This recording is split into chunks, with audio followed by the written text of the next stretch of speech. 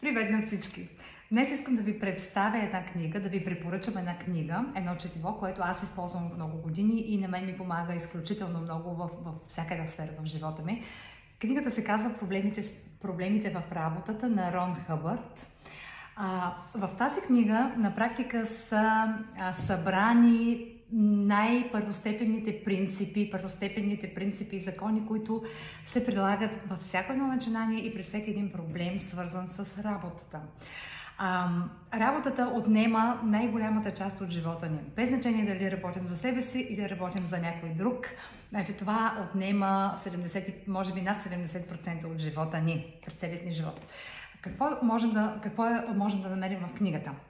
Значи, в нея, например, е обяснена структурата на объркването и как да се справиме с него в ежедневието ни. Друго нещо, което можем да намерим в нея е структурата на контрола и как да превърнем лошият контрол в добър контрол. Нещо друго е също и структурата на живота като игра и кои са правилата, по които тази игра се играе. Изключително важно. Нещо друго много важно е също и кои са най-основните елементи на живота. Това са афинитет, реалност и комуникация. И какво общо имат те с нас и с другите, с хората около нас. Как да направим така, че да ни разбират, когато искаме да комуницираме нещо. И още много